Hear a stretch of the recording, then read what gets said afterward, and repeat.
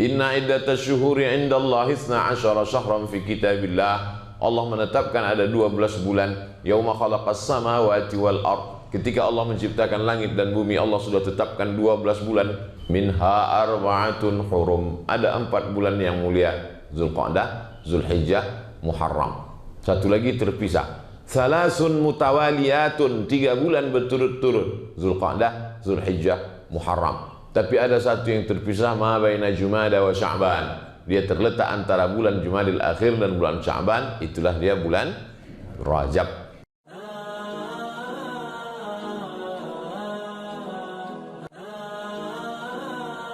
Ketika Nabi Muhammad SAW sampai ke kota Al-Madinah Al-Munawwarah, lalu kemudian Nabi melihat di sana ada orang Yahudi yang sedang berpuasa. Gimana ceritanya orang Yahudi itu bisa sampai di Madinah? Karena dulu pusat peradaban Yahudi itu berada di Palestina. Nabi Ibrahim alaihissalam punya anak namanya Nabi Yakub, Nabi Ishak. Nabi Ibrahim punya anak laki-laki nama Ishak. Ishak punya anak Yakub. Yakub itu punya nama lain, yaitu Israel. Maka anak cucu keturunan Yakub disebut dengan Bani Israel. Dan mereka punya peradaban di Palestina. Kemudian datang serangan dari Babelonia, bukan Bangka Belitung. Datang serangan dari Babel, Raja Nebukadnezar. Maka hancur leburlah kerajaan Israel ini, dan sebagiannya lari pontang-panting sampai ke kota Makkah Al-Mukarramah, sampai ke kota Al-Madinah. Begitu ceritanya bagaimana orang dari Israel bisa ke Madinah. Lalu kemudian di Madinah ini mereka membuat beberapa komunitas. Di antara komunitas yang besar Bani Nadir, Bani Quraidah, Bani Qainuqa. Dan ajibnya, tempat-tempat yang mereka kuasai dulu sekarang di Madinah itu menjadi tempat tanah yang paling subur, kebun korma. Itu menunjukkan mereka punya kecerdasan yang luar biasa untuk memilih mana lapak tanah tempat bertanam korma. Bani Nadir, Bani Quraidah, Bani Qainuqa. Ada satu lagi Khaybar. Lalu kemudian ketika Nabi dan sahabat sampai ke kota Al-Madinah Al-Munawwarah, Nabi melihat mereka sedang melaksanakan puasa. Nabi bertanya, "Mahadza? Ada apa ini? Kok kalian tidak makan, tidak minum?" Waktu itu puasa Ramadan belum ada, karena puasa Ramadan baru diwajibkan tahun kedua setelah Nabi di Madinah. Nabi bertanya, "Ini ada apa? Kenapa kalian puasa hari ini?" Mereka menjawab, "Hadza yaumun salihun." Ini hari yang baik. Najjallahu fihi Musa wa aghraqa fihi Fir'aun. Hari ini Allah menyelamatkan Nabi Musa, dan hari ini Allah menenggelamkan Fir'aun. Maka mereka melaksanakan puasa syukran lillah, sebagai ungkapan syukur kepada Allah karena Allah sudah menenggelamkan orang yang zalim dan menyelamatkan orang yang soleh. Apa pelajaran dari sini? Bahwa ketika dalam keadaan sulit sekalipun, ibadah tidak boleh tinggal. Ini kan ceritanya baru hijrah, meninggalkan kampung halaman, tinggal keluarga, tinggal harta benda, menempuh jalan yang panjang 8 hari 8 malam naik onta. Waktu itu dalam kesulitan ekonomi, sedang krisis, tapi tetap beribadah. Ini sekarang banyak orang, sebenarnya saya mau puasa nih Pak Ustadz, mau beribadah. Terus kenapa nggak puasa? Hati saya sedang galau. Justru sedang susah itulah kita banyak-banyak beribadah. Karena Allah berjanji, "Falya'budu rabb hadzal bait." Banyak-banyaklah kamu beribadah kepada Allah. Kalau kamu banyak beribadah, Allah berjanji dua. At'amahum min ju'. Kalau kamu lapar, kamu dikasih makan. Wa amanahum min khauf. Kalau kamu ada rasa takut, rasa cemas, rasa ngeri, maka Allah akan ganti ketakutan kamu itu dengan amanahum, rasa aman, rasa tentram. Maka rasa cemas terhadap COVID-19, rasa khawatir terhadap virus tidak bisa ditenangkan oleh masker, hand sanitizer, dan lain sebagainya. Tapi yang bisa menenangkannya adalah dengan banyak-banyak beribadah, dalam kurung tetap jaga syarat dan ketentuan berlaku. Makanya saya tetap juga menjaga itu. Nah, lalu kemudian Nabi SAW wa amara bi siyamihi, memerintahkan sahabat untuk melaksanakan puasa, tapi puasanya bukan wajib, sunnah. Tapi kata Nabi, bedakan dengan orang Yahudi, khaliful Yahud. Banyak sekali hadis tentang khaliful Yahud. Khaliful Yahud, bedakan diri kamu dengan orang Yahudi. Orang Yahudi itu kumisnya panjang, jenggotnya panjang. Bagaimana cara membedakannya dengan orang Yahudi? Kata Nabi, uqsus syarib, pendekkan kumis kamu, wa'ful liha, biarkan jenggot kamu. Kumis kamu potong, jenggot kamu biarkan. Konteksnya itu apa? Membedakan diri dengan Yahudi supaya nggak sama.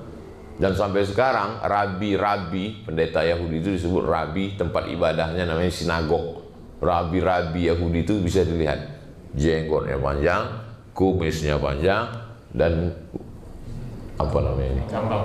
Bukan jambang, kalau jambang yang tumbuh di sini. Ini yang rambut di samping ini. Nah, dibiarkan panjang. Terserahlah apa namanya, pokoknya rambut tumbuh di samping. Pakai topi cowboy. Rabi-rabi. Kata Nabi SAW, khaliful Yahud, bedakan diri kamu dengan orang Yahudi. Lalu kemudian orang Yahudi dulu itu kalau puasanya cuman 1 hari saja, pas tanggal 10 saja. Maka kata Nabi, khaliful Yahud, bedakan diri kamu dengan orang Yahudi, sumu yauman qablahu yauman ba'dahu, puasa 1 hari sebelumnya dan sehari setelahnya. Puasa sebelumnya tanggal 9. Tanggal 9 itu bahasa Arabnya tis'a, disebut dengan tasu'a. Tanggal 10 itu asyarah, 10, disebut dengan asyura. Maka afdal 9, 10, 11, 3 hari afdal. Tapi kalau tidak sanggup 9, 10 saja. Gimana Pak Ustadz kalau saya tanggal 10 saja? Ya nggak apa-apa. Tapi sama-sama dengan Yahudi sudah melaksanakan puasa. Perintah membedakan diri itu anjuran. Anda tidak bisa juga. Tanggal 10 pun nggak bisa juga, banyak ibadah yang lain. Bisa sedekah, bisa tasbih, bisa sholawat, bisa zikir. Jangan membatasi kebaikan hanya dengan 1 pintu saja. Sama seperti musola kita, banyak pintu. Bahkan bingung saya mana pintu mana jendela. Bisa dipakai semuanya untuk masuk. Udkhulu min abwabil mutafarriqah. Masuklah kamu dalam kebaikan itu dari pintu-pintu yang banyak. Jangan batasi hanya dari pintu puasa saja. Ibu yang sedang hamil, mengandung, menyusukan anak, lalu kemudian orang tua renta yang sakit, mah akut, nggak bisa puasa, jangan bersedih hati. Inna iddatash syuhuri indallahi 12 syahran fi kitabillah. Allah menetapkan ada 12 bulan. Yauma khalaqas samawati wal ard. Ketika Allah menciptakan langit dan bumi, Allah sudah tetapkan 12 bulan. Minha arba'atun hurum. Ada 4 bulan yang mulia. Zulqa'dah, Zulhijjah, Muharram. Satu lagi terpisah. Salasun mutawaliyatun. 3 bulan berturut-turut. Zulqa'dah, Zulhijjah, Muharram. Tapi ada satu yang terpisah. Ma baina Jumada wa Sya'ban. Dia terletak antara bulan Jumadil Akhir dan bulan Sya'ban. Itulah dia bulan Rajab. Dibuat pisah jauh supaya kita ada stasiun-stasiun. Kita ini sama seperti perjalanan panjang. Ada saatnya kita berhenti di sebuah stasiun, buang air kecil, lalu kemudian menggerak-gerakkan tubuh supaya nggak ngantuk, lalu kemudian minum. Setelah itu lanjutkan lagi perjalanan. Jadi perjalanan panjang kita ini lelah, kita rehat sejenak. Zulqa'dah, Zulhijjah, Muharram. Lalu kemudian setelah itu nanti panjang lagi, berhenti Rajab. Dari satu sholat ke satu sholat, itu juga stasiun. Subuh, zuhur, asar, maghrib, isya. Minal jum'ati ilal jum'ah, satu Jumat ke Jumat berikutnya, itu juga stasiun. Ramadan ila Ramadan, dan satu Ramadan ke Ramadan berikutnya, itu juga stasiun. Untuk apa Allah buat ada stasiun-stasiun ini? Mukaffiratun lima bainahuma, untuk menghapuskan dosa-dosa di antara keduanya, supaya kita fresh. Setelah hari Jumat, fresh. Setelah sholat, fresh. Kalau kamu punya rumah, di depan rumahmu ada sungai, lalu kamu mandi di sungai itu 5 kali sehari, apakah masih ada noda yang melekat? Kata Nabi. Sahabat menjawab, tidak ada ya Rasulullah. Bagi kita yang tinggal di Indonesia, mudah membayangkan punya rumah di pinggir sungai. Tapi di Madinah, kering kerontang. Bagaimana kalau kamu berada di tepi sungai, di depan rumahmu ada sungai, kamu mandi satu hari 5 kali, mandi subuh, mandi zuhur, mandi asar, mandi maghrib, mandi isya, ditambah lagi mandi duha, mandi tahajud, mandi witir, mandi qabliyah, mandi wa'adiyah. Apakah mungkin ada lagi yang tersisa melekat? Tidak ada ya Rasulullah. Maka kita merasa fresh. Kita ini orang yang banyak silap, banyak dosa, banyak salah. Begitu air kita masukkan ke mulut, kumur-kumur, fresh. Begitu air kita sapu, kita siramkan ke wajah, fresh mata. Begitu air kita siramkan ke tangan, fresh tangan. Begitu air kita usapkan ke kepala, ke telinga, fresh otak dan pikiran. Keluar dosa-dosa sampai dari lubang telinga. Begitu air kita siramkan ke kaki, fresh kaki. Kita segar. Secara fisik segar karena air. Orang yang tidak Islam sekalipun di rumah-rumah makan itu ada wastafel, lalu kemudian dia cuci tangan, dia kata dia segar. Dulu kita selalu cuci tangan, setelah itu baru makan. Sekarang bolak-balik cuci tangan, enggak makan. Sekarang orang baru tahu bagaimana itu mukjizat cuci tangan. Sedangkan Nabi Muhammad SAW 14 abad yang lalu sudah mengajarkan kita tentang itu semua. Jadi dengan adanya apa yang sedang kita hadapi ini, semakin memperkuat keyakinan kita bahwa Muhammad SAW bukan manusia biasa, tapi dia adalah dibacakan dalam surat Al-Kahfi ayat 110. Di ujung-ujung tadi dikatakan imam kita, Ananda Qori kita membacakan ayat, Qul innama ana basyarum mithlukum. Katakanlah ya Muhammad, aku basyarum mithlukum. Aku manusia sama seperti kamu. Apa beda kamu dengan aku? Yuha ilayya, aku dapat wahyu, kamu enggak. Aku dapat wahyu, kamu enggak. Komplain ibu-ibu satu jamaah, saya juga dapat wahyu Pak Ustaz. Rupanya nama suaminya Pak Wahyu. Ana basyarum mithlukum, aku manusia sama seperti kamu. Bedanya apa? Yuha ilayya, aku dapat wahyu, kamu tidak. Yang terlintas di pikiranmu belum tentu wahyu. Bisa jadi dia hanya lintasan pikiran semata. Tapi Nabi Muhammad SAW jelas Jibril datang, Iqra bismi rabbikal ladzi khalaq, khalaqal insana min 'alaqin, iqra wa rabbukal akramul ladzi 'allama bil qalam, 'allamal insana ma lam ya'lam. Oleh sebab itu maka segala permasalahan hidup di dunia sudah dibuatkan acuannya, itulah dia wahyu dari Allah Subhanahu wa taala yang dibacakan Nabi Muhammad SAW didengar oleh sahabat, dibaca oleh sahabat didengar oleh tabi'in, dibaca oleh tabi'in didengar oleh tabi'in, sampailah ke generasi guru-guru, sampailah ke murid dari guru-guru itu, santri-santri, dibaca oleh imam kita tadi dan kita mendengarnya. Bacaan yang sama dibaca oleh Nabi malam Jumat surat Al-Kahfi, itu juga yang dibaca oleh ananda kita tadi. Saya terus terang tadi begitu di awal, Masya Allah ini dibaca surat Al-Kahfi, kalau sampai selesai jam berapa kita naik sepeda. Rupanya beliau cerdas. Rakaat pertama beliau baca awalnya, rakaat kedua beliau baca ujungnya, dapat dua-duanya. Makanya kata Nabi, hafallah 10 ayat di awal dan 10 yang terakhir. Kalau sanggup semuanya, alhamdulillah. Man qara'a surat Al-Kahfi yaumal jumu'ati, siapa yang membaca surat ini hari Jumat, petang Jumat, sore Jumat, malam Jumat, adha'a lahu min nur, Allah berikan dia nur, cahaya, ma bainal jumu'ataini, sampai Jumat yang akan datang. Ini dari Jumat hari ini tanggal 9 Muharram menuju Jumat berikutnya, kita tidak tahu entah apa yang akan terjadi. Gelap. Orang kalau sudah berjalan di dalam gelap bisa nabrak. Orang tua sangat dikhawatirkan berjalan di gelap, ujung kakinya kena tembok, takut stroke, takut sakit. Anak kecil nggak boleh dalam keadaan gelap. Kalau anak kecil sampai gelap, napasnya sesak. Makanya begitu mati lampu, anak kecil langsung segera hidupkan lampu, hidupkan senter, hidupkan lilin. Begitu juga kita kalau dalam keadaan gelap, tak dapat melihat. Oleh sebab itu bagaimana cara menghilangkan kegelapan ini? Nur. Makanya di antara doa solat tahajud, Allahumma ja'al fi qalbi nura, wa fi sam'i nura, wa fi basari nura, wa an yamini nura, wa an yasari nura, wa an amami nura, wa min khalfi nura, wa min fawqi nura, wa min tahti nura, waj'al li nura. Kita bisa pandang memandang, kita bisa tersenyum walaupun nggak kelihatan. Kita bisa membedakan mana tiang, mana orang, mana pintu, mana jendela. Itu karena nur, cahaya. Oleh sebab itu kita bisa tahu mana hak, mana batil, mana betul, mana salah. Itu karena cahaya. Maka kita meminta bimbingan dapat cahaya dari Allah. Maka kita sedang berada beruntung di bulan mulia, bulan haram. Di hari yang paling mulia, hari Jumat. Di waktu yang paling mulia, waktu subuh.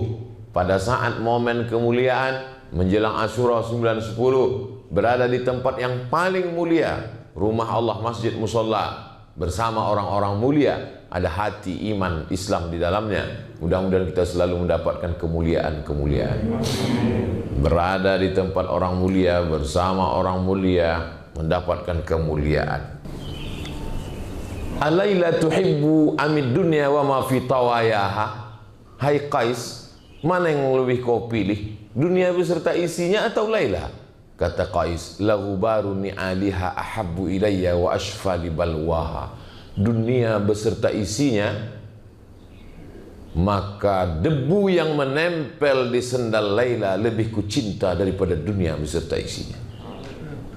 Debu menempel di sendal Laila lebih kucinta daripada dunia dan seisinya. Kalau begitu cinta kepada manusia, apalagi cinta kepada orang yang paling mulia di antara manusia, Nabi Muhammad sallallahu alaihi wasallam. Makanya kadang tidak sedikit dari jamaah itu ketika disebut sallu ala nabi, Allahumma salli ala sayyidina Muhammad, meleleh air matanya. Bapak teringat umroh? Enggak Pak Ustaz, gaji 13 belum turun. Ada kerinduan-kerinduan kita yang sangat mendalam kepada Nabi Muhammad SAW. Makanya kalau cinta kepada Nabi Muhammad, ikutilah amalan-amalannya. Di antara amalannya ya ini. Yang puasa hari ini baik, yang belum sempat, belum sanggup hari ini ya nggak apa-apa, besok hari Sabtu aja.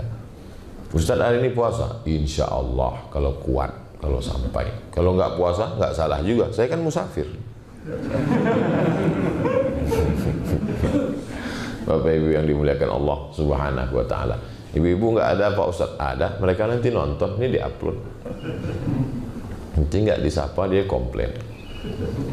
Yang dimuliakan Allah Subhanahu wa taala dimanapun berada, siapa di antara kita ini yang paling mulia? Inna akramakum indallahi atqakum.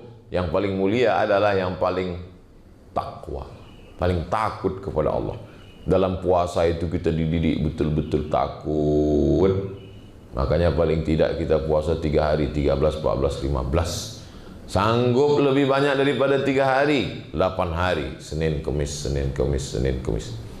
Sanggup lagi lebih banyak daripada 8 hari, 15 hari. 1, 3, 5, 7, 9, 11. Yasumu yauman, puasa 1 hari, wa yuftiru yauman, makan 1 hari, puasa 1 hari.